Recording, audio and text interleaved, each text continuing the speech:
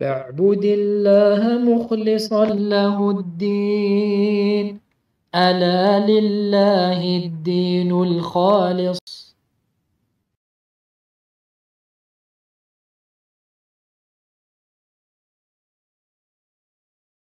إن الحمد لله نحمده ونستعينه ونستغفره ونعوذ بالله من شرور أنفسنا ومن سيئات أعمالنا.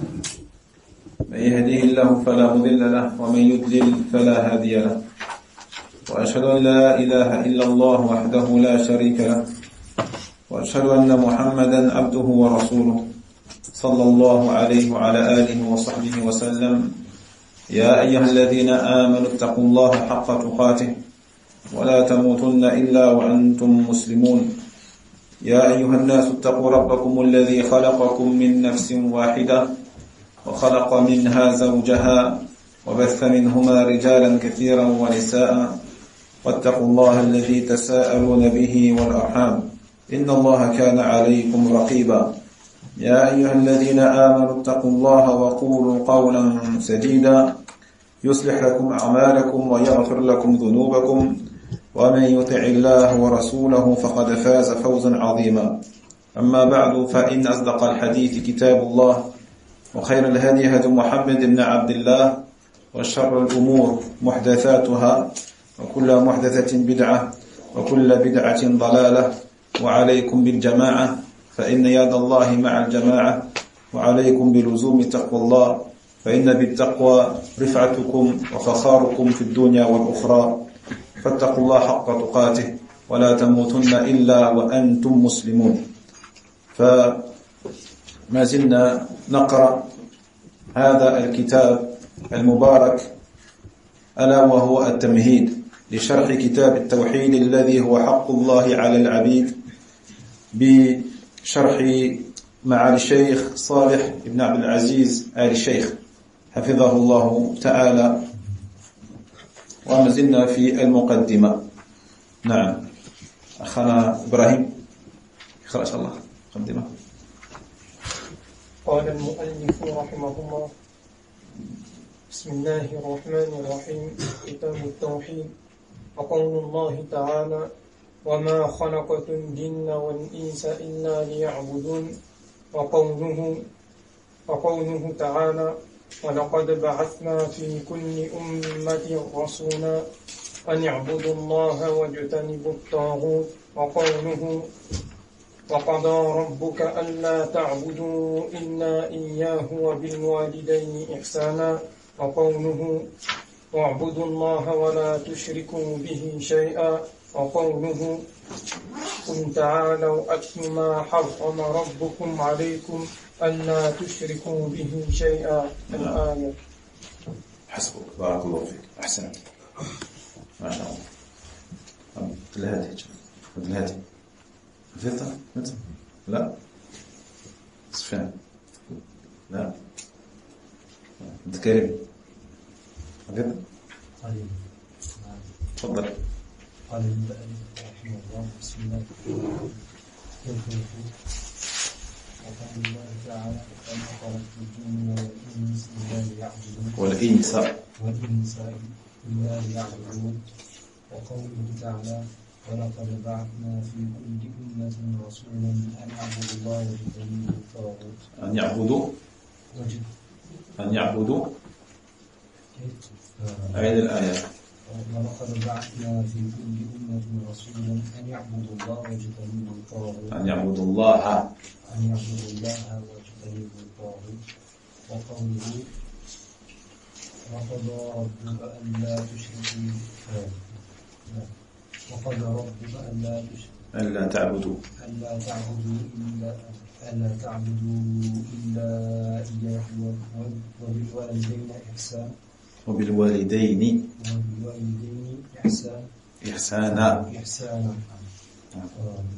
وقوله: واعبدوا الله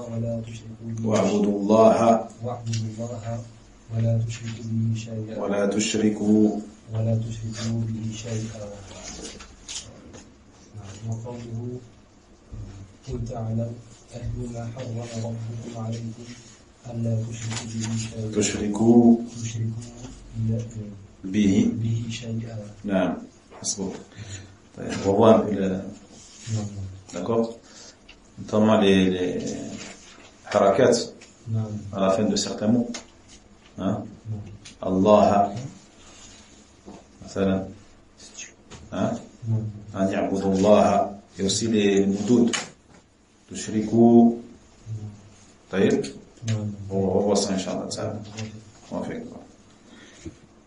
طيب إذا ذكرنا تقسيم الشرك وذكر الشيخ رحمه الله وحفظه تقسيمين للشرك. Donc l'auteur رحمه الله وحفظه الشيخ صالح il a évoqué dans ce livre les différentes classifications du shirk. Il en a cité 2. Quelles sont-elles, Hassan?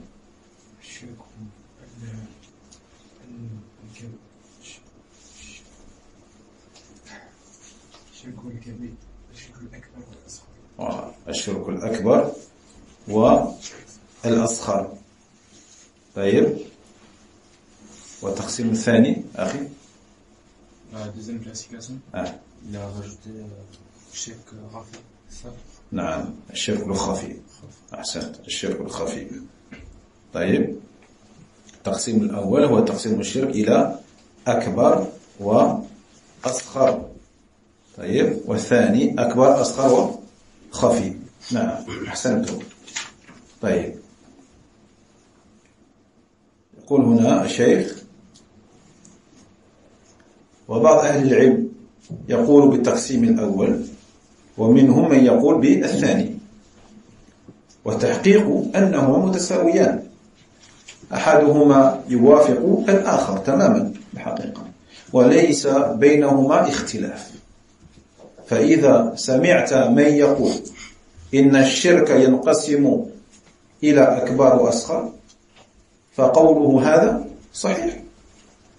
وإذا سمعت من يقول وهو قول أئمة الدعوة من هم أئمة الدعوة؟ يعني أئمة دعوة التوحيد من آل الشيخ ومن تبعهم من أهل العلم هم يقولون إن الشرك ينقسم إلى أكبر وأصغر وخفي فهذا أيضا قوله صحيح. Donc, après avoir évoqué les 2 différentes classifications, il dit que, du coup, certains savants, ils vont parler de la première, ils vont citer que la première, d'autres, ils vont citer que la deuxième. Mais, au final, en vérité, comme on a dit, la première, elle est identique à la deuxième. Les 2 sont similaires, étant donné que l'un, en fait, corrobore l'autre. L'un est en accord, est en adéquation avec l'autre. Il n'y a pas de divergence entre les 2. Donc lorsque tu entends quelqu'un parler et dire que le shirk, l'associationnisme se divise en 2, akbar et asghar, sa parole est correcte. Alhamdulillah. Et si tu entends quelqu'un d'autre dire que le shirk se divise en 3, akbar, asghar et khafi, sa parole également elle est correcte. Alhamdulillah. Même si la deuxième parole, souvent, elle est dite par, comme il a dit le cheikh ici, les imams de la da'wa. Et quand il dit les imams de la da'wa, il parle des imams qui appellent le tawhid parmi les descendants de cheikh Mohammed ibn Abdul Wahhab rahimahullah ta'ala, imam al-da'wa, le tawhid, parmi les gens de science. وهنا كما قلنا تقسيم آخر تقسيم ثالث قد يقسم الشرك إلى شرك خفي وشرك ظاهر أو جلي. طيب يكون الشرك الجلي الظاهر منه ما هو أكبر ومنه ما هو أصغر. طيب الشرك الجلي هو الشرك الظاهر الذي يحس، مثلا الذبح لغير الله أو النذر لغير الله، فهذا شرك جلي وهو من نوع الشرك الأكبر. فهو جلي أكبر. طيب، وكذلك الاستغاثة بغير الله فيما لا يقدر عليه إلا الله، فهذا كذلك من نوع الشرك الجلي ولكن الأكبر. طيب، أما مثلا الحلف بغير الله، الحلف بغير الله سبحانه وتعالى، فهذا شرك ظاهر جلي لكنه أصغر. طيب. Et on avait dit aussi qu'il y avait une troisième classification que vous pouvez trouver, Inch'Allah. Eh bien, c'est le fait que le shirk se divise en shirk zahir, jali, c'est-à-dire visible, apparent, et un shirk qui est khafi, c'est-à-dire caché, inapparent. Donc, concernant le shirk apparent, al-zahir, ou al-jali, tu peux trouver dans ce shirk-là un shirk qui est akbar et un shirk qui est asghar. D'accord? Le shirk al-jali, encore une fois, c'est un shirk qui est zahir, qui est apparent, qui est visible, que l'on peut voir ou entendre. D'accord? Exemple, le fait de sacrifier pour autre que Allah tabaraka wa ta'ala, ou le fait de faire un nadr, un vœu pieux, un serment pieux pour autre que Allah tabaraka wa ta'ala. Voyez, ça, ce sont deux actes qui sont de l'associationnisme visible, car on les voit, on les entend, voyez, mais qui sont visibles, mais qui sont, akbar. D'accord? C'est du shirk majeur. Autre exemple, le fait de demander le secours à autre que Allah tabaraka wa ta'ala, d'un secours que seul Allah peut te donner. Vous voyez? Demander secours, par exemple, à un mort. Ça, c'est du shirk qui est visible, qui est jali, qui est visible. On l'entend, on le voit. Vous voyez? Mais il est akbar. D'accord? C'est un shirk majeur. Mais tu as aussi des formes de shirk visibles, zahir, mais asghar, tel que le fait de jurer sur autre qu'Allah tabaraka wa ta'ala. Donc le fait de jurer sur autre qu'Allah, c'est un shirk qui est visible, parce qu'on l'entend, qui est audible plutôt, parce qu'on l'entend. Mais malgré ça, c'est un shirk qui est zahir, et qui est asghar.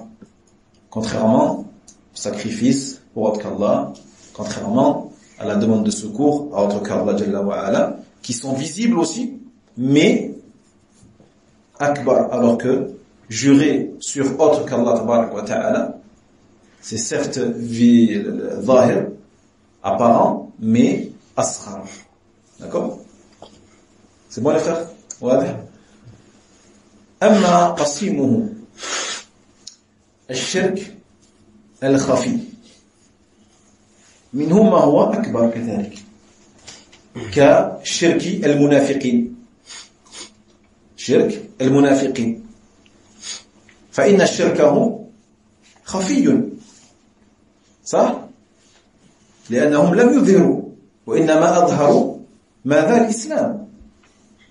فما قام في قلوبهم من الشرك والتنديد كما قال الشيخ صار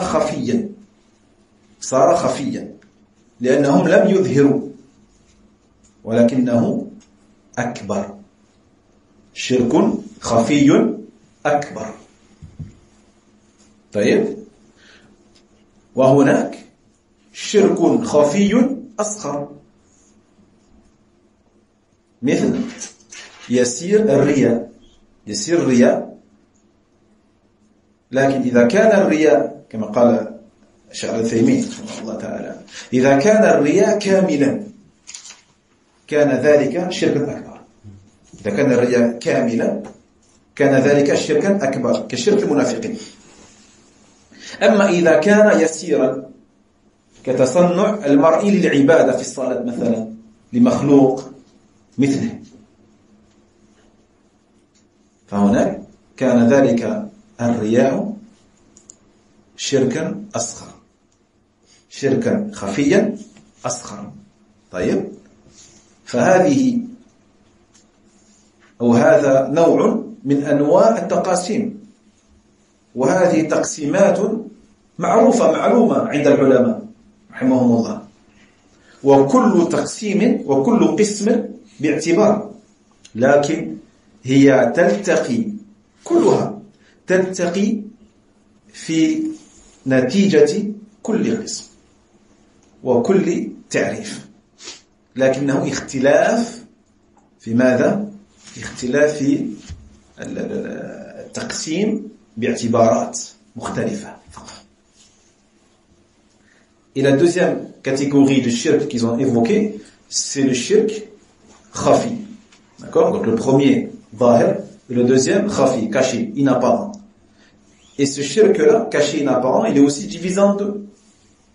En akbar et asghar. Exemple de akbar, le shirk des hypocrites. Les hypocrites qui cachent en eux le shirk et qui montrent l'islam et qui montrent le tawhid en apparence. Sallallahu salam al-afiyah. D'ailleurs, donc ces hypocrites, eux, ils cachent ce kufr-là, ils montrent l'islam. Mais dans leur cœur, il y a du shirk. Il y a de l'associationnisme à Allah subhanahu wa ta'ala, mais c'est du shirk qui est akbar. Caché, mais akbar. D'ailleurs. Mais il y a aussi du shirk caché, asghar, comme la petite ostentation, ou l'ostentation inférieure, on va dire. L'ostentation inférieure. Contrairement à la grande ostentation.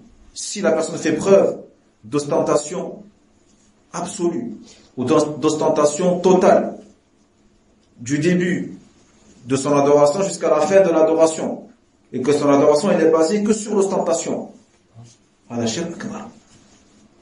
Celui qui se lève pour prier, il se lève pour prier pour que les gens le voient et l'entendent prier, du début à la fin, du takbir al-ihram jusqu'à la fin. Ala shirk akbar. Lui, il n'a aucune intention pour Allah tabarak wa ta'ala. Sallallahu alayhi wa sallam. Quant à celui qui fait la chose pour Allah tabarak wa ta'ala à la base, mais il est atteint par l'ostentation inférieure, par une certaine ostentation durant son adoration. Il la combat, bien sûr, il doit la combattre. Mais c'est pas du shirk akbar, du shirk caché qu'on peut pas voir, que Allah seul sait, mais il est asghar, il est inférieur au premier. D'accord? Ça c'est la troisième classification. Quoi qu'il en soit, toutes ces classifications-là donc vont dépendre de la perspective et du point de vue que tu auras par rapport à ces différentes catégories. Mais en vérité, si tu réfléchis, tu vois que toutes ces catégories-là aboutissent au même résultat. Aboutissent au même résultat, qui est que il y a du shirk apparent et inapparent, et du shirk akbar et asghar. Le résultat est le même au final. D'accord? Cela va dépendre seulement du point de vue et de la perspective. Vous voyez? Non. Donc il n'y a aucune contradiction entre ces différentes classifications. Allah ta'ala a'lam. فإذا تبين ذلك فاعلم أن الشرك يعبر عنه بالتنديد كما قال جل وعلا فلا تجعلوا لله أندادا. طيب فهذه الكلمة التنديد مأخوذة من هذه الآية. وقال النبي عليه الصلاة والسلام حينما سئل أي ذنب أعظم قال أن تجعل لله ندا وهو خلقك. Donc il dit le cheikh, une fois qu'on a compris tout ça, il dit sache que le shirk, l'associationnisme, peut être exprimé par le terme at-tandid. D'accord? Si un jour, Inch'Allah, tu tombes ou tu entends ce terme-là, sache que la personne parle du shirk, tout simplement. At-tandid. D'accord? comme il dit Allah tabarak wa ta'ala dans la sourate Al-Baqarah, dans le sens rapproché, et ne donnez pas à Allah d'égaux, andadan, d'accord? Le pluriel c'est andad, le singulier c'est nid, nid, un égal, des égaux, andad, d'accord? Naam. Et également le prophète lui-même, sallallahu alayhi wa sallam, lorsqu'il a été interrogé au sujet du péché le plus grave des péchés, il a dit le fait que tu donnes à Allah un égal, alors qu'il t'a créé. Que tu donnes à Allah un égal, alors qu'il t'a créé. Donc là, le terme qu'il a utilisé, c'est nid. D'accord? Nid, égal. Donc tendid, le fait de donner un égal à quelqu'un. D'accord? Tendid. Naddada yunaddidu, donner un égal. D'accord? D'ailleurs, donc il y a une volonté ici d'établir un égal et mettre quelque chose ou quelqu'un au même pied d'égalité qu'un autre. C'est ça tendid. نعم. فالتنديد منه ما هو تنديد أعظم ومنه ما هو تنديد أصغر أكبر وأصغر. نعم. ليس فيه صرف العبادة لغير الله، فإذا كان التنديد بجعل العبادة لغير الله صار شركا أكبر، وإذا كان بجعل غير الله جل وعلا ندا لله في عمل ولم يبلغ ذلك الشرك الأكبر فإنه يكون تنديدا أصغر، وهو المسمى بالشرك الأصغر. فهذه مقدمات وتعريفات وتنبيهات جعلتها بين يدي هذا الشرح لأهميتها ولمسيس الحاجة إليها والله أعلم. Donc التنديد, donner un égal à Allah tabarak wa ta'ala. Il y a le tendid qui est supérieur, majeur, et il y a un tendid qui est inférieur. D'accord?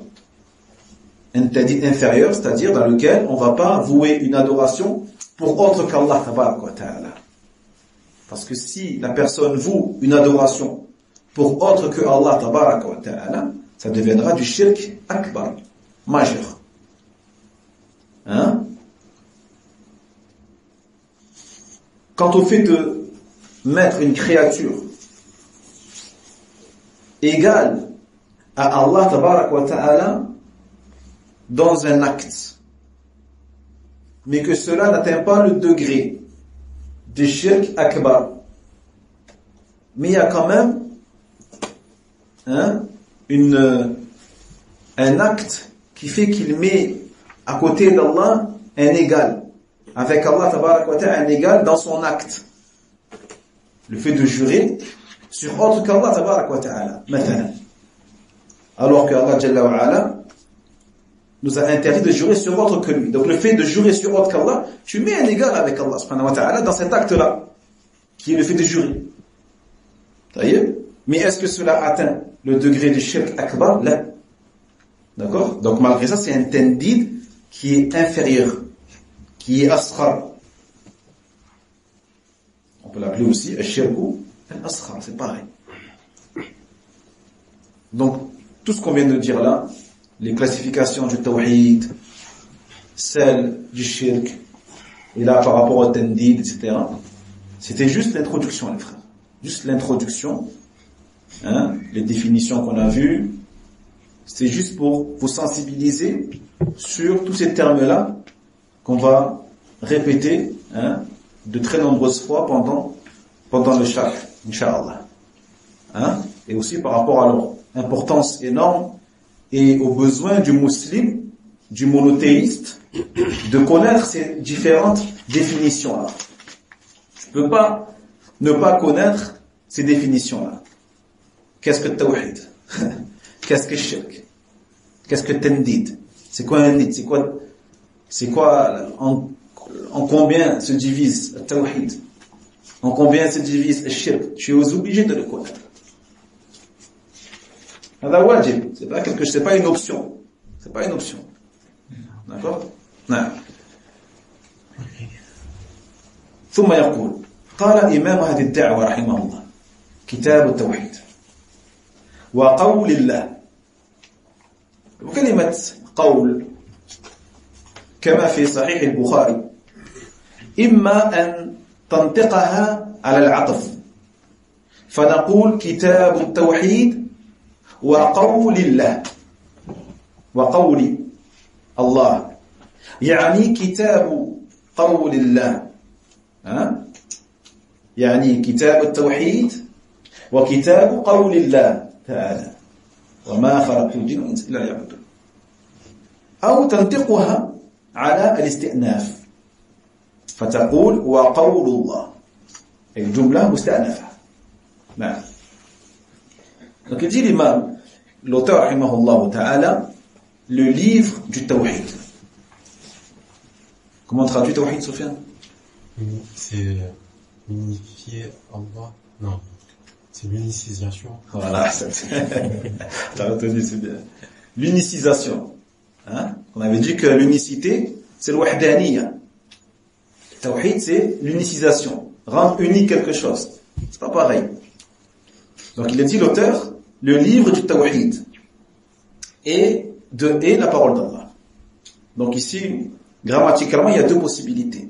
Soit tu dis wa qawlillah ou wa qawlullah. Et les deux sont corrects, inshallah ta'ala. Vous avez quoi, vous, sur votre version? Qawli? Taïb. Donc si on dit wa qawlillah, ici en fait, grammaticalement, c'est le mot, il suit ce qu'il y a avant, c'est-à-dire Tawhid, d'accord? Le livre du Tawhid et le livre de la parole d'Allah, tabaraka wa ta'ala. C'est bon les frères? Et si on dit wa qawlullah, du coup ça serait une phrase nouvelle qui commence. Donc il n'a pas de lien grammatical avec la précédente. خلاص. قال وقول الله تعالى وما خلقت الجن والإنس إلا ليعبدون. هذه الآية فيها بيان التوحيد. ما معنى التوحيد؟ وما خلقت الجن والإنس إلا ليعبدون. ووجه ذلك أن السلف رحمهم الله فسروا قوله تعالى إلا ليعبدون بمعنى إلا ليوحدون. كما ذكر ذلك البغوي في تفسيره. ودليل هذا الفهم أن الرسل عليهم الصلاة والسلام إنما بعثت لأجل التوحيد، أعني توحيد العبادة. فقوله إلا ليعبدون يعني إلا ليوحدون. نعم. فقوله وما خلقت الجن والإنس إلا ليعبدون، هذه الآية فيها حصر، لأن من المعلوم أن ما النافية مع إلا تفيد الحصر ولا قصر، فيكون معنى الكلام على هذا أني خلقت الجن والإنس لغاية واحدة، لغاية واحدة وهي العبادة دون ما سواها، ففيه قصر علة الخلق على العبادة. نعم. سؤال الفقه. C'est bon? Dites-moi s'il y a haja. نعم. Puis il dit Allah tabarak wa ta'ala dans le verset, dans le sens rapproché, et je n'ai créé les djinns et les hommes que pour qu'ils m'adorent. D'accord? Que pour qu'ils m'adorent, na'am. C'est la traduction qui se rapproche le plus. Donc ce verset-là, il faut savoir que, encore une fois, au niveau de la langue arabe, il y a ce qu'on appelle un hasr. Il y a une restriction. Allah Jalla wa Ala, il exprime dans cette phrase-là, dans ce verset-là, une restriction. Et tout ça va se passer à travers deux particules qui sont ma, qui est un ma de négation, wa ma khalaqtu, un ma de négation qui exprime la négation, et le illa, qui exprime une exception. Donc ces deux-là associés vont exprimer un hasr, une restriction, une limitation. C'est-à-dire qu'en gros, qu'est-ce que tu dois comprendre à travers ce verset-là? Eh bien, c'est comme si Allah te disait, je n'ai créé les djinns et les humains que pour un seul objectif, que pour un seul but, unique. Et ce but-là, c'est quoi? C'est l'adoration. Rien d'autre. D'accord? Rien d'autre. Subhanallah. Donc on a ici le but unique de la création. Pourquoi a-t-on été créé? Est-ce qu'on a été créé pour plusieurs choses? Une seule chose. La preuve, ce verset-là. Et cette seule chose et unique chose, c'est al-ibada, l'adoration. وقوله إلا ليعبدون فإلا هذه أداة استثناء والاستثناء هنا مفرغ أي مفرغ من أعم الأحوال كما يقول النحاة يعني وما خلقت الجن والإنس لشيء أو لغاية من الغايات أبدا إلا لغاية واحدة وهي أن يعبدوني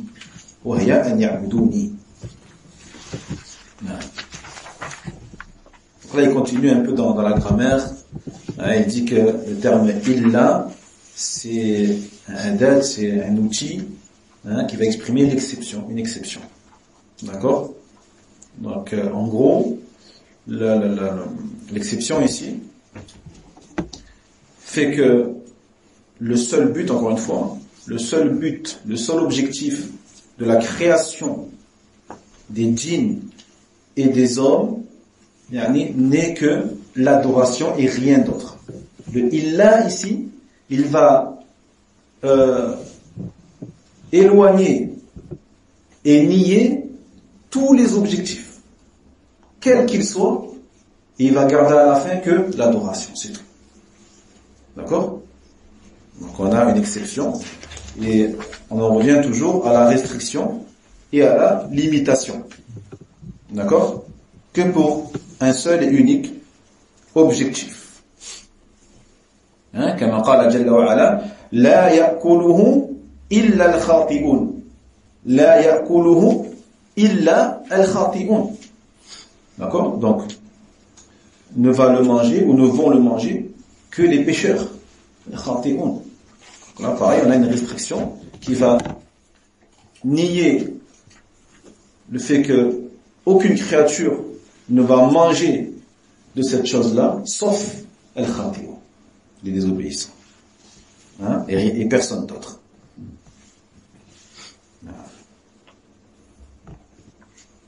وقوله ليعبدون هذه اللام تسمى لام التعليل ولام التعليل هذه قد يكون معناها إما تعليل غاية أو تعليل علة فتعليل الغاية يكون ما بعدها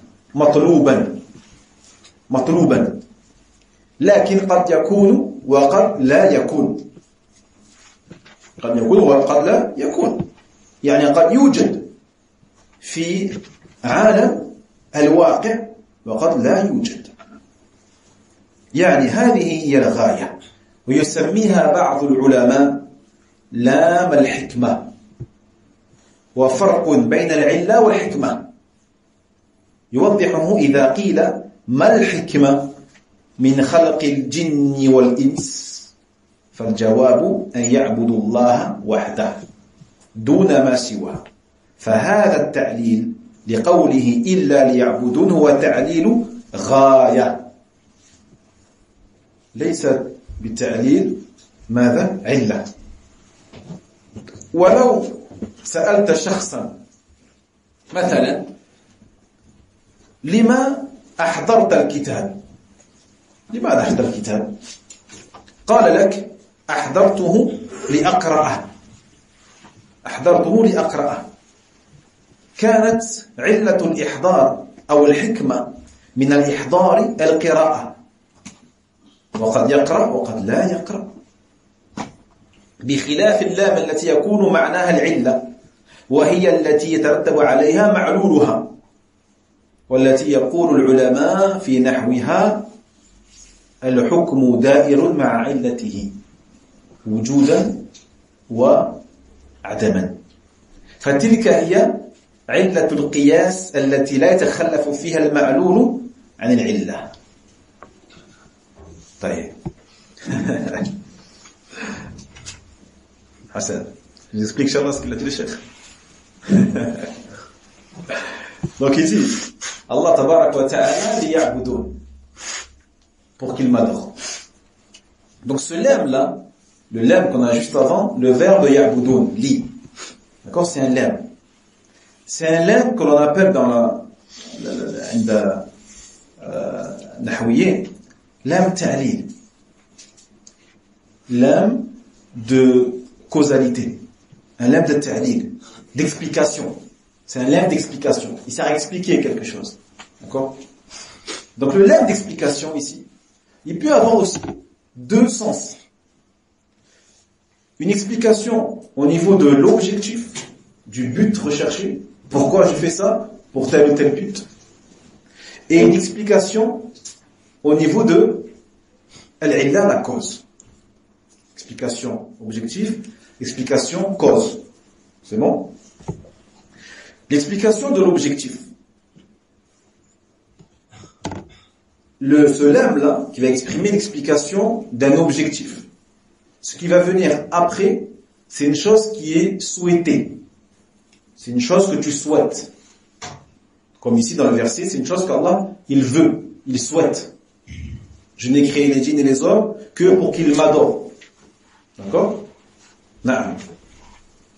Du coup, ce qui vient après là, c'est une chose qui est souhaitée, qui est voulue. Donc il se peut que la chose se produise comme elle peut ne pas se produire. Écoutez bien les frères, parce que c'est là la différence en fait. C'est dans la réalisation de la chose. Donc soit le lemme va exprimer l'objectif d'un acte. Donc là on parle de la création des djinns et des hommes. Allah il dit qu'il a créé les djinns et les hommes que pour l'adoration, en utilisant le lemme. Et ce lemme-là, il exprime donc un acte qu'Allah il veut de nous, qui est l'adoration. Mais cette adoration-là, il se peut qu'elle se produise, qu'elle se réalise de la part de l'être humain ou du djinn, mais il se peut aussi qu'elle ne se réalise pas, qu'elle ne se produise pas. Donc, par rapport à cela, ce lemme-là, c'est un lemme d'objectif, d'explication de l'objectif, et non de la cause. Et certains savants appellent ce lemme al-hikmah, le lemme de la sagesse. L'objectif, c'est pareil. Hein? Donc c'est quoi la sagesse? On te demande c'est quoi la sagesse de la création des djinns et des hommes? Eh bien la sagesse de la création des djinns et des hommes, c'est l'adoration. L'objectif, la sagesse. Donc différence entre la cause et la sagesse. Entre la cause et l'objectif. Voilà. C'est clair les frères? Je peux pas faire mieux. Est-ce que c'est bon les frères? Non. Donc la réponse à ça, quelle est la sagesse de la création des djinns et des hommes? La réponse, eh bien qu'ils adorent Allah seul, sans associé, et personne d'autre. D'accord? Donc cette explication-là, illa liya'budoun, c'est une explication d'objectif, de l'objectif qui est derrière cette création. Exemple. Un exemple concret pour que tu comprennes mieux. Si tu demandes à un frère, à quelqu'un, pourquoi as-tu apporté le livre? Pourquoi tu l'as amené ce livre avec toi, Yanné? Lui, il va te répondre, je l'ai amené li aqra'ahu, pour le lire. Donc là, le lemme ici qu'il utilise, c'est pour exprimer une explication, c'est pour t'expliquer pourquoi il l'a amené. D'accord? La sagesse de son acte, qu'est-ce que c'est? C'est pour qu'il le lise. Mais il se peut qu'il le lise, comme il se peut qu'il ne le lise pas. Il se peut qu'il a amené le livre avec lui, mais qu'au final, il ne l'ait pas lu. D'accord? Donc lui, lorsqu'il te dit li aqra'ahu, il t'explique juste l'objectif de son acte. Mais ça ne veut pas dire forcément que ça va se produire. Voilà.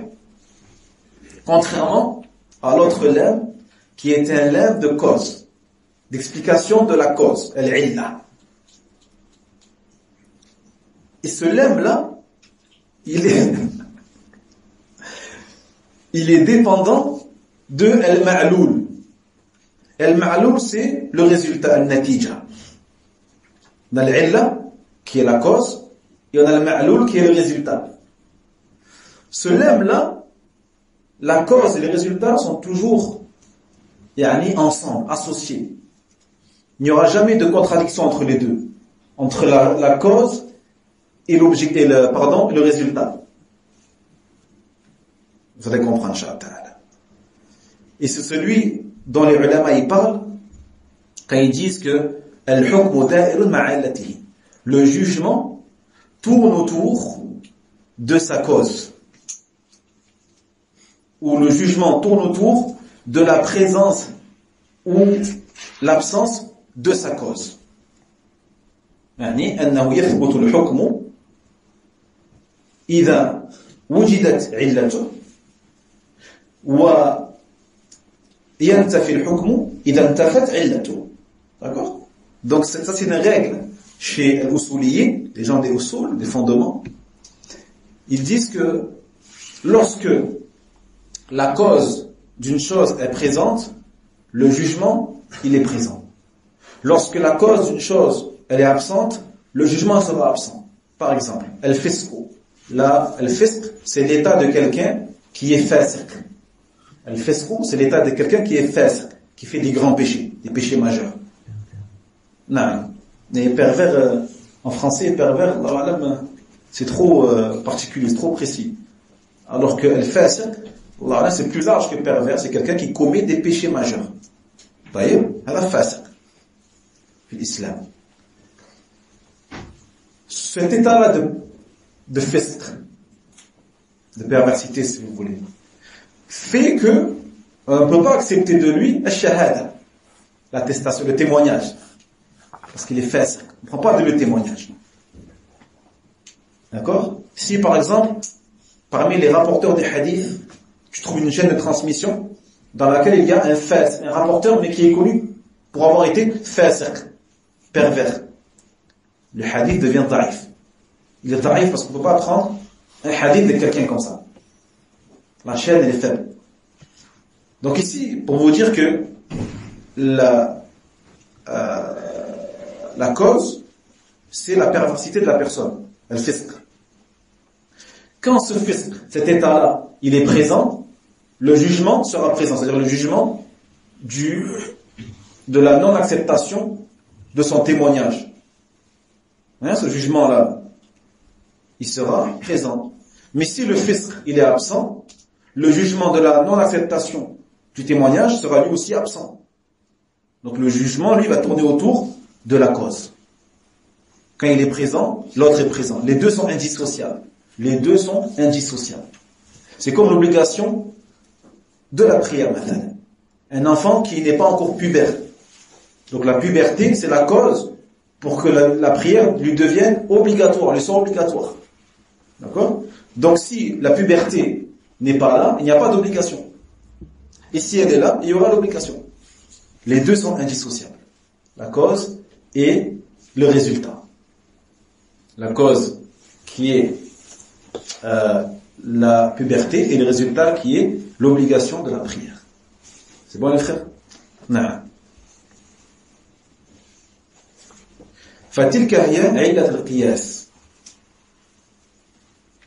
Et ceci donc c'est la cause aussi de al-qiyas, qui est donc l'une des sources de législation, l'analogie. L'analogie. On a le Coran, on a le Sunna, on a l'ijma', et on a l'analogie, le qiyas, le sahih. D'accord? Donc cette analogie-là, elle va se faire, encore une fois, par rapport à cette illa, à une cause. D'accord? Al-qiyas, ma huwa al-qiyas? Huwa waqi'a, أو رد واقعة غير منصوص عليها، غير منصوص، ما في النص على ذلك، إلى واقعة منصوص عليها في نص. لاتفاقهما في العلة وبالتالي الحكم كذلك. Donc l'analogie, pour ceux qui le savent pas, c'est quoi l'analogie en vérité? Quand on dit les ulama ont fait preuve de qiyas dans tel ou tel sujet, ils ont fait un qiyas, une comparaison si vous voulez, une analogie. Eh bien c'est, chez les gens des usul, qu'est-ce que c'est? Le fait de rendre ou de ramener la sentence ou le jugement d'une chose sur laquelle il n'y a pas de texte explicite. Hein? Il n'y a pas de texte explicite sur le jugement de cette chose-là. On va ramener son jugement, on va le ramener, on va l'appliquer sur une autre chose sur laquelle il y a un texte explicite, mais qui se rejoignent sur la même cause, sur la même raison. Et du coup, comme ils se rejoignent sur la même raison, ils vont se rejoindre aussi sur le même jugement et le même statut. Si le premier ou le deuxième plutôt, sur lequel il y a un texte explicite, il est haram, le premier deviendra haram aussi. Si le deuxième il est makruh, le premier sera makruh. S'il est mubah, le premier sera mubah, permis. Et ainsi de suite. Exemple, al-hashish. Hein? Al-hashish. L'herbe. L'herbe qui enivre. Vous voyez? Est-ce qu'il y a un texte explicite sur l'interdiction ou sur le jugement de cette substance illicite? Il n'y a pas. Hein? Faut le dire aux jeunes, toi. Il n'y a pas de texte. Qu'est-ce qu'on fait ici? Est-ce qu'on dit il n'y a pas de texte, donc c'est halal, c'est bon? Hein? Là. Les ulama, bien sûr, ils ont dit que c'était illicite. Pourquoi? En ayant fait un qiyas. Un qiyas avec quoi? Avec l'alcool, le khamr. Hein? Avec le khamr. Allah Jalla wa Ala, qu'est-ce qu'il dit? Ya ayyuhalladhina amanu, innama al-khamru wal-maysiru wal-ansab wal-azlam rijs min amali shaytan. Fajtanibuhu la'allakum tuflihun. Allah clairement, par rapport à l'alcool, bien sûr, ça c'est connu de tous, il a dit, ô vous qui avez cru, certes, l'alcool, les jeux d'argent, les paris, etc., l'ensable, les idoles, l'azlam, les flèches avec lesquelles il est jeté pour prendre des décisions divinatoires, sont une souillure parmi les actes des shaitans. Éloignez-vous-en afin que vous réussissiez. Donc là, on a clairement l'interdiction de l'alcool. Il n'y a pas de doute là-dessus. Al-khamru haram. Bal min kabair adh-dhunub. Parmi les péchés majeurs. Mais, à travers ce verset-là, on va faire un qiyas par rapport au hashish. Et on dira que le hashish, lui aussi, il est interdit. Pourquoi il est interdit? C'est quoi la cause qui les réunit, les deux? L'enivrement. C'est l'enivrement. D'accord? Tout ça pour dire quoi? Donc, l'explication de la cause ici, est la même que dans al-qiyas, qui est que la cause ne sera jamais séparée du résultat. La cause ne sera jamais séparée du résultat. Donc si on dit par exemple, en voyant un verset d'Allah Tabaraka wa Ta'ala, si on dit que le lam dans le verset d'Allah Tabaraka wa Ta'ala est un lam de cause et pas un lam d'objectif, du coup le tafsir, il est totalement différent. Le tafsir serait totalement différent. Ça voudrait dire que Allah Tabaraka wa Ta'ala aurait dit, je n'ai créé les djinns et les hommes que pour qu'ils m'adorent, dans le sens où ils vont tous m'adorer. Et Allah, il va faire que toutes les créatures l'adorent. Est-ce que c'est le cas? C'est pas le cas. Donc, comme c'est pas le cas, on comprend par là que c'est un lam d'objectif, et pas un lam de cause. C'est bon? Voilà. Je vais boire un peu. Il donne chaud sur ça. Bon.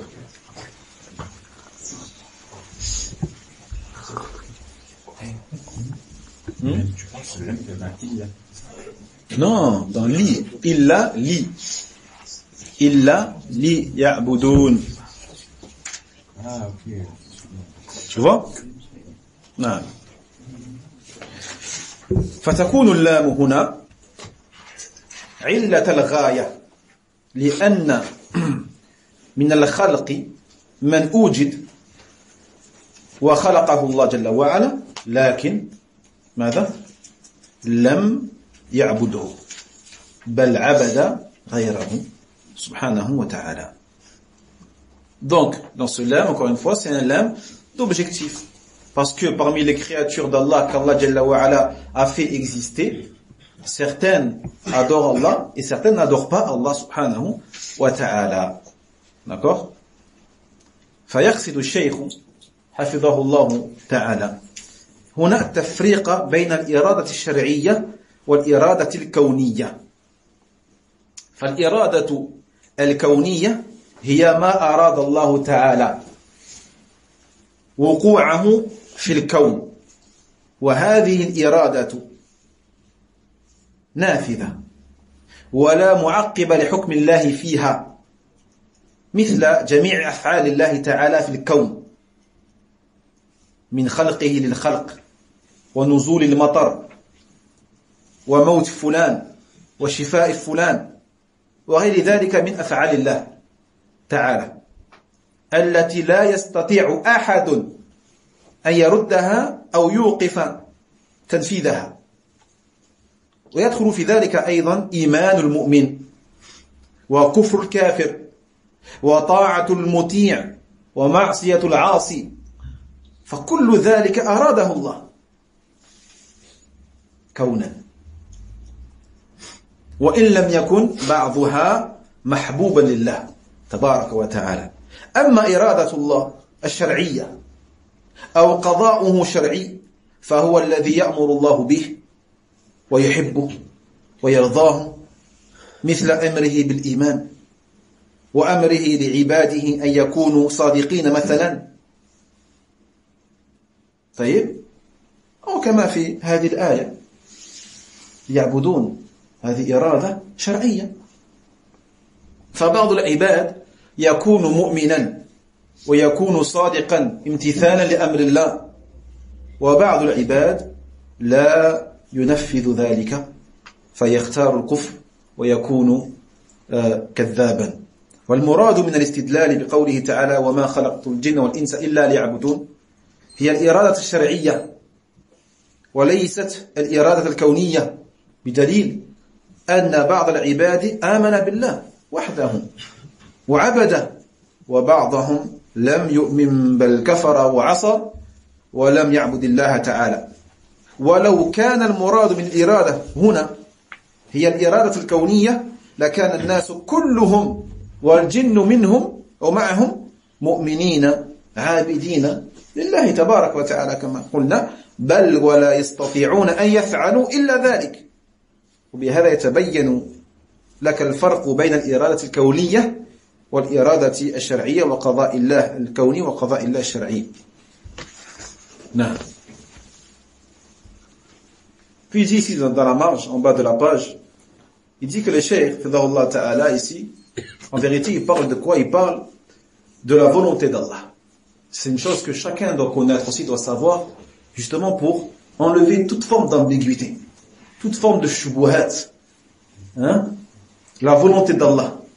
Combien on a entendu des gens dire, s'il y avait un Dieu, il n'y aurait pas ceci et cela. Si Dieu existait, il n'y aurait pas de guerre. Il n'y aurait pas d'enfants qui se font terroriser ou tuer ou assassiner. Il n'y aurait pas tous ces actes-là ignobles sur terre. Ceux-là, ils n'ont pas compris la volonté d'Allah. Ils ne savent pas ce qu'est la volonté d'Allah. Ils ne savent pas que la volonté d'Allah est de deux types. On a une volonté qui est religieuse et une volonté qui est universelle, qui est kawniyya, qui a trait à l'existence, à la création. Donc la volonté universelle, celle qui est liée à l'existence, à la création, c'est ce qu'Allah il veut. C'est les choses qu'Allah veut qu'elles se produisent et qu'elles existent dans l'univers. Qu'Allah aime cette chose, qu'Allah n'aime pas cette chose-là. D'accord? Il se peut qu'Allah il l'aime. Il se peut qu'Allah ne l'aime pas. Mais à partir du moment où la chose existe, c'est qu'Allah il a voulu. C'est bon? Donc cette volonté-là, c'est une volonté qui est implacable, nafida. Elle est implacable. Personne ne peut repousser la volonté d'Allah tabarak wa ta'ala, al-kawniyya, existentielle, universelle. Par exemple, tous les actes d'Allah tabarak wa ta'ala dans l'univers, la création. Est-ce que quelqu'un peut empêcher Allah de créer ce qu'il veut? Allah il a créé les anges. Hein? Allah il a créé les prophètes, les messagers. Mais Allah il a créé aussi des choses qu'il n'aime pas. Allah il a créé Iblis. Allah il a créé le kuffar, il a créé Pharaon. Il a créé Abu Jahl, Abu Lahab. Est-ce qu'Allah il les aime? Il les aime pas. Mais pourtant il les a créés. Taïeb. La pluie fait partie également de sa volonté universelle. La mort, la guérison, et autre que cela parmi les actes d'Allah tabarak wa ta'ala que nul ne peut repousser et empêcher leur réalisation.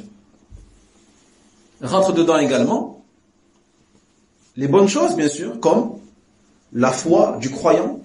Donc, le fait que tu aies foi en Allah tabarak wa ta'ala, sache que Allah il a voulu que tu aies foi en lui. D'accord? Le fait que tu obéisses à Allah subhanahu wa ta'ala signifie que Allah il a voulu que tu obéisses. Parce que si Allah il veut que tu n'obéisses pas, tu n'obéiras pas. Tu ne peux rien faire sans la volonté d'Allah. Tabarak wa ta'ala. C'est pas possible. Tu ne peux croire que si Allah il veut que tu crois et te laisse croire. Non. Mais il y a aussi les mauvaises choses, comme la mécréance du kafir. Le kafir, quand il fait preuve de kufr, eh bien Allah, il a voulu. Car si Allah l'avait voulu, il ne l'aurait pas fait. Quand celui qui désobéit à Allah, c'est qu'Allah il a voulu. Celui qui boit, celui qui fait zina, du moment où il a fait, et il le fait, c'est qu'Allah il a voulu. Voyez? Car rien ne bouge et rien ne reste immobile sans la volonté d'Allah tabaraka wa ta'ala. Donc tout ça c'est la volonté d'Allah al-kawniyya, existentielle. Taïeb, même si Allah ne l'aime pas. Donc là encore une fois, ce sont les choses qu'Allah il aime et qu'Allah n'aime pas. Peu importe. Il n'y a pas de lien ici avec le fait qu'Allah il aime ou pas la chose. Il n'y a pas de lien. Le seul lien qu'il y a, c'est que la chose qu'Allah il a voulu de cette volonté se produit inéluctablement. Naam. Quant à la volonté légiférée, al-shar'iyya, on peut l'appeler également qada'ullah al-shar'i, le jugement d'Allah religieux. C'est la chose qu'Allah il a ordonnée. C'est une chose qu'Allah il a ordonnée. Tawhid. Salat, zakat, hajj, siyam, ramadan, et qu'Allah il aime, et qu'Allah agrée et accepte. D'accord? Le fait, l'obligation de croire, d'avoir la foi, l'obligation d'être véridique. Hein? Donc on voit ici que par rapport à ces obligations-là, la véracité, la foi, la prière, le jeûne, etc., certaines créatures sont croyantes et sont véridiques et sont soumises à l'ordre d'Allah tabarak wa ta'ala, alors que d'autres ne sont pas croyantes, ne sont pas véridiques, ne prient pas, ne jeûnent pas, ne versent pas la zakat. Voyez, pourtant Allah il a ordonné et il a voulu. Est-ce qu'Allah il a voulu? Oui, Allah il le veut. Allah il veut. Voyez? Mais certaines créatures vont choisir, au contraire, vont choisir de ne pas obéir et de mécroire et d'être des menteurs. Naam. Taïeb. Donc on voit que ici la volonté religieuse, c'est une chose qu'Allah il aime. C'est une chose qu'Allah il aime. Qu'elle se produise ou pas. Qu'elle se produise ou pas? Donc il se peut que la chose qu'Allah il a voulu et qu'Allah il aime se produise, comme il se peut qu'elle ne se produise pas. C'est l'inverse du premier. Le premier, Allah, quand il veut cette chose-là, la chose va se produire de manière inévitable, mais ça ne veut pas dire qu'Allah il aime pour autant. Il se peut qu'il aime, il se peut qu'il ne l'aime pas. Alors que le deuxième, Allah il aime, mais il se peut que cela se produise comme cela ne se produise pas. D'accord? Donc ici on revient au verset وَمَا خَلَقْتُ الْجِنَّ وَالْإِنسَ إِلَّا لِيَعْبُدُونَ. Dans ce verset-là, de quelle volonté on parle, les frères? Religieuse, shar'iyya. D'accord? La conclusion, elle est simple, c'est qu'ici c'est une volonté qui est religieuse et pas une volonté qui est universelle, kawniyya. C'est quoi la preuve? Il faut une preuve. Qu'est-ce que c'est la preuve? Le lem. Hein? Le lem, naam, mais une preuve qui est visible, apparente. Qu'est-ce que c'est? Les gens C'est-à-dire pas tous à leur hasard. Hein? Tout le monde n'adore pas tous à leur hasard. Voilà, khas, tout simplement. Quand tu regardes la réalité, les faits, quand tu regardes les faits sur Terre, on est combien sur Terre? 8 milliards? 7 milliards. Hein? 7 milliards. Bientôt 8. Inch'Allah. Ça augmente rapidement, très très rapidement. Regarde juste, il y a peut-être 100 ans, on était beaucoup moins. Il y a 100 ans, on était beaucoup moins. Dans l'espace de 100 ans, on a pris je sais pas combien de milliards. Dans l'espace de 100 ans à peine. D'accord? La courbe, elle monte très très rapidement. Et moi, quand tu regardes, on n'est pas à 7 milliards de musulmans. Hein? Combien de musulmans à peu près? 1 milliard et quelques. 1 milliard et quelques, c'est ça? 2 milliards presque? C'est officieux. Officieux 2 milliards. Officieux 6 milliards et officiel 1 milliard, c'est ça? Mais je pense que les chiffres sont, hein? Combien il y a de musulmans qui sont pas comptés, qui sont pas déclarés, qui sont pas, comment ils font d'ailleurs pour recenser? Regarde les noms. Ils ouvrent l'annuaire. Alhamdulillah. Alhamdulillah.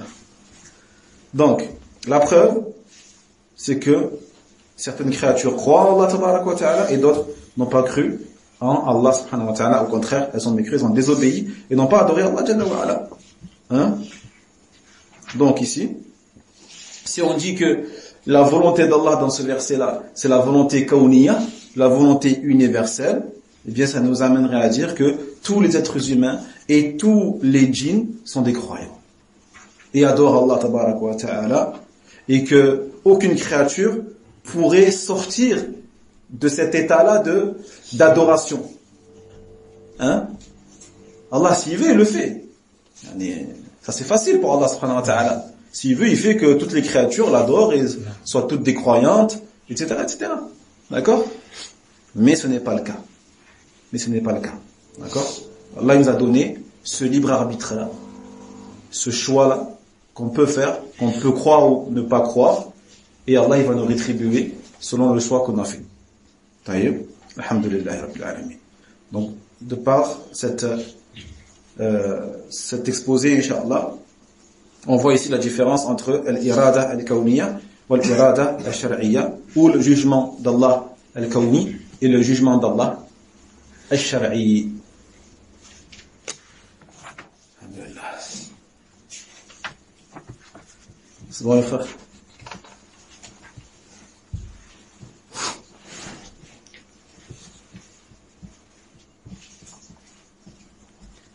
ولام الحكمة يقول الشيخ شرعية ويكون ما بعدها مطلوبا شرعا وقد قال جل وعلا هنا وما خلقت الجن والإنس إلا ليعبدون فنفهم من هذا أن هذه الآية دالة على التوحيد من جهة أن الغاية من الخلق هي التوحيد والعبادة هنا هي التوحيد. أدين إن شاء الله استمر بعد الأذان.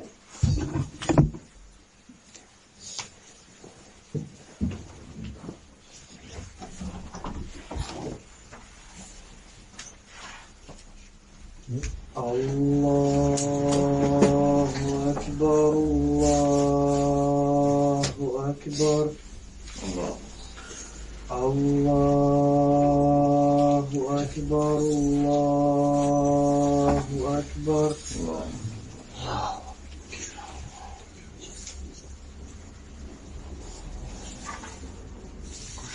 أشهد أن لا إله إلا الله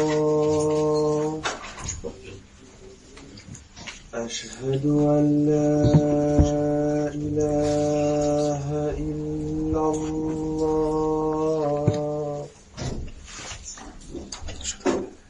أشهد أن محمدا رسول الله أشهد أن محمدا رسول الله حي على الصلاة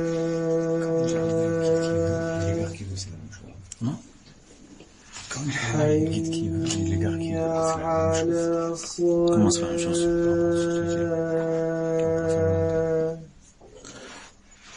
Là. حي على الفلاح Si quand on dit Allah, il guide. La guider, ça dépend.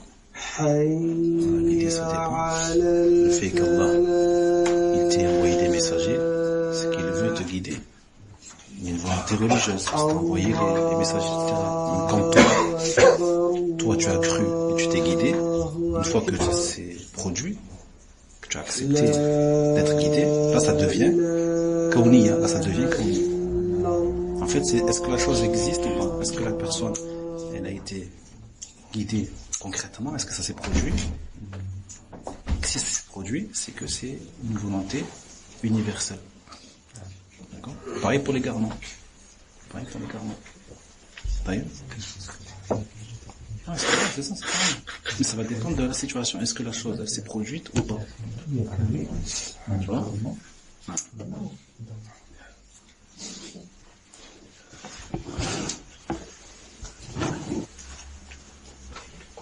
Ouais. Donc, le lam ici, c'est un lam d'objectif, explication de l'objectif, de la sagesse. Hein? Et c'est un lam donc qui exprime la volonté religieuse d'Allah tabaraka wa ta'ala et qui exprime la chose qu'Allah il veut. Qu'est-ce qu'il veut Allah des humains? Qu'est-ce qu'il veut des djinns? C'est ça qu'il veut, c'est l'adoration. Taïeb. Donc on comprend dans ce verset-là, à travers ce verset, déjà que c'est un verset qui indique qu'est-ce que at-tawhid, qui nous indique c'est quoi l'objectif de la création, c'est at-tawhid, l'ibada. Quand on dit l'ibada, bien sûr c'est at-tawhid. D'accord, c'est plus que l'ibada, c'est at-tawhid fi l'ibada. D'accord, c'est pas juste l'ibada, parce que c'est peu que la personne, comme les polythéistes à l'époque du Nabi sallallahu alayhi wa sallam, adore Allah et adore aussi des idoles. Donc ici l'objectif c'est at-tawhid fi l'ibada. Et donc l'ibada c'est at-tawhid. L'ibada c'est at-tawhid, comme on a expliqué les salaf dans ce verset-là, ils ont dit le sens de liya'budoun, c'est liyuwahhidoun, qu'ils m'unicisent dans l'adoration. Hein? Non.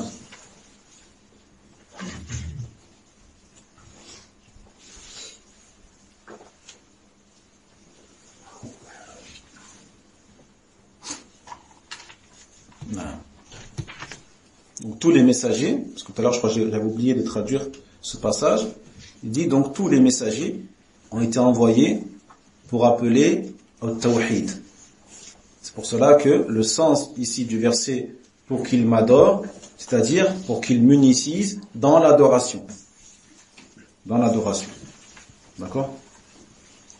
Wa haqiqatul ibada al-khudu' wa dhul. فإذا انضاف إليها المحبة والانقياد صارت عبادة شرعية. قال طرفة في وصف ناقة تباري عتاقا ناجيات وأتبعت وظيفا فوق مور معبد. المور الطريق، والمعبد هو الذي ذلل من كثرة وطئه بالأقدام عليه. قال أيضا في معلقته إلى أن تحامتني العشيرة كلها أو فردت إفراد البعير المعبد، يعني البعير الذي صار ذليلا لأنه أصيب بالمرض فجعل بعيدا عن باقي الأبعرة فصار ذليلا لعدم المخالطة. والعبادة شرعا هي امتثال الأمر والنهي على جهة المحبة والرجاء والخوف. وقال بعض العلماء إن العبادة هي كل ما أمر به من غير اقتضاء عقلي ولا اضطراد عرفي، وهذا تعريف الأصولية. طيب. Donc on finira sur ça, Inch'Allah. Il dit la réalité de l'adoration. Qu'est-ce que c'est que l'adoration? Donc l'adoration, à la base, c'est la servilité. La servilité, l'humilité, la soumission. C'est ça l'ibada. À la base, donc, on va dire la langue arabe. Mais pour que ça devienne une adoration religieuse, il faut rajouter à cela l'amour. L'amour et l'obéissance. L'amour et l'obéissance. Parce qu'il se peut que la personne soit esclave de quelqu'un, mais sans qu'elle ne l'aime, et sans qu'elle ne lui obéisse. Qu'elle soit juste asservie, c'est tout. Alors que l'adoration religieuse, c'est plus que ça, c'est l'asservissement, la servilité, mais accompagné d'amour, accompagné d'obéissance pour Allah subhanahu wa ta'ala. Il a dit, un des poètes de l'époque pré-islamique, Tarafa ibn al-Abd ibn Sufyan, lorsqu'il a décrit sa chamelle, il a dit Tubari itaqan najiyatin. Donc en gros il dit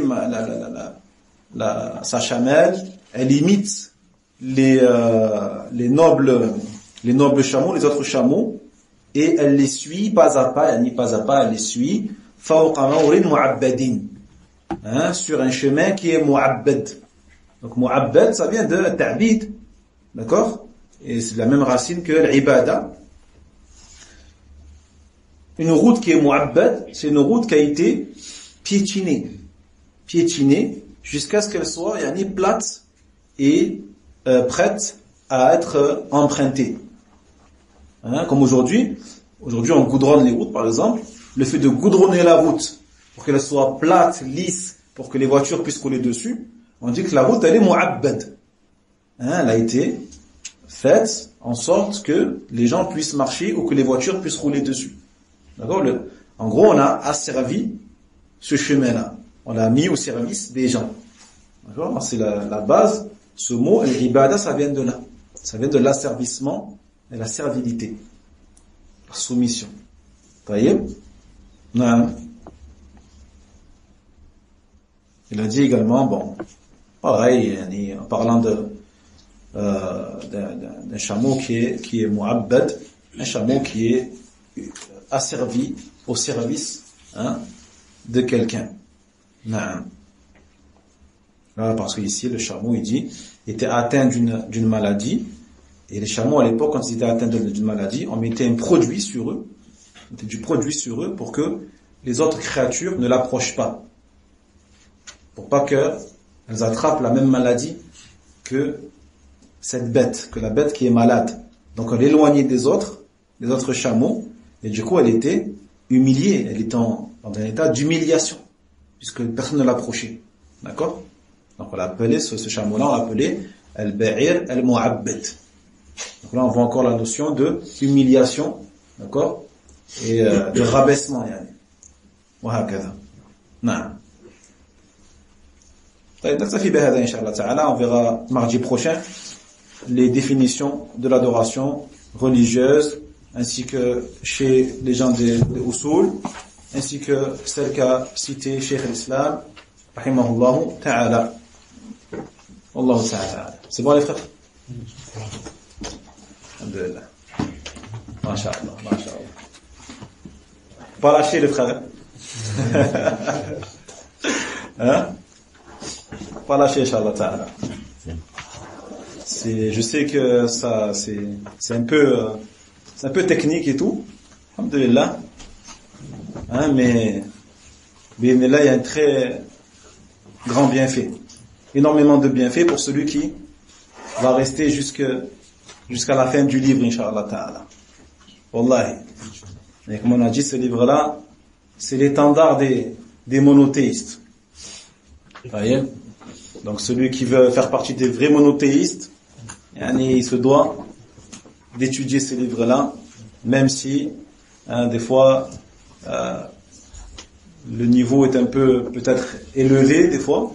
Le Cheikh Saleh, Fidahullah Ta'ala, il rentre vraiment dans des détails, mais pour celui qui aime la science et qui aime la religion, il peut que être absorbé et intéressé par tout ce qu'il dit le Cheikh. Wallahu Ta'ala a'lam. Sallallahu tabarak wa ta'ala an yu'allimana ma yanfa'una wa yanfa'ana bima 'allamana. Wa akhiru da'wana alhamdulillahi rabbil alamin. Wa sallallahu wa sallam ala nabiyyina Muhammad wa ala alihi wa ashabihi ajma'in. Jazakumullahu khairan. وينجي الله الذين اتقوا بمفازتهم لا يمسهم السوء ولا هم يحزنون